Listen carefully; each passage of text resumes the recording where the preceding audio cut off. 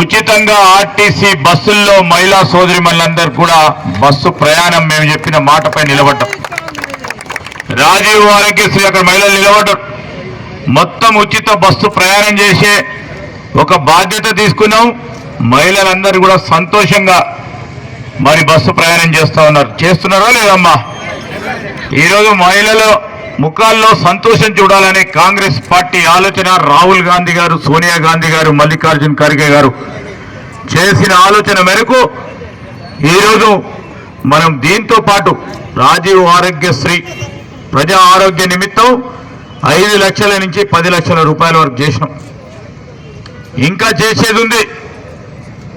48 గంటల్లోపనే 2 గ్యారంటీలను మొదలుపెట్టే 10 రోజులు తిరగకుండానే తెలంగాణ రాష్ట్ర సమితికి సంబంధించిన పార్టీ వారు ఓర్వలేక ఇంకెప్పుడు మొత్తం 6 గ్యారంటీలు తీస్తామని అడుగుతా ఉన్నారు. మీరు 10 సంవత్సరాల్లో ఇచ్చిన అనేక హామీలు ఉన్నాయి. దాంట్లో 10% కూడా మీరు ప్రజలకు ఇచ్చిన వాగ్దానాలు మీరు నిరూపించుకోలే.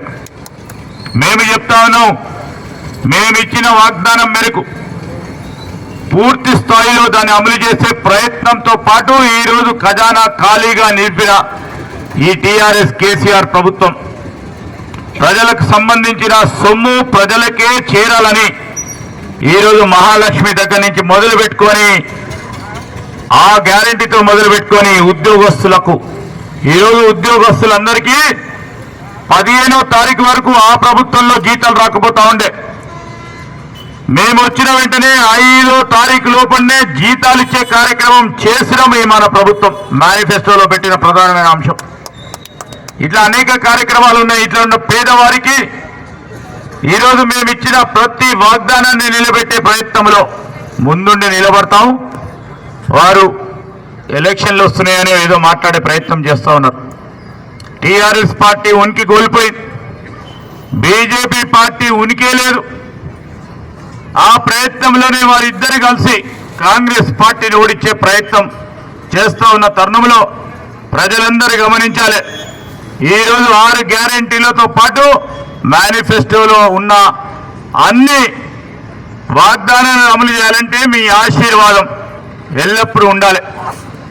ఈరోజు దాని గురించి మేము పూర్తి స్థాయిలో కష్టపడతాం, పని చేస్తాం.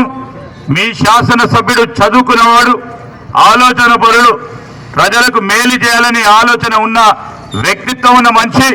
పూర్తి స్థాయిలో వారికి సహకరించే కార్యక్రమం కాంగ్రెస్ ప్రభుత్వం వారికి ఏ పనులు చేపట్టాలన్నా, ఏ అభివృద్ధి సంక్షేమాన్ని ముందుకు నిలబెట్టాలన్నా ఈ నియోజకవర్గాన్ని ఒక ఆదర్శ నియోజకవర్గం చేయాలని సోదరుడు సత్యం గారు మొన్న అసెంబ్లీ జరుగుతూ ఉన్న సందర్భంలో మాకు అనేక సందర్భాల్లో చెప్పింది.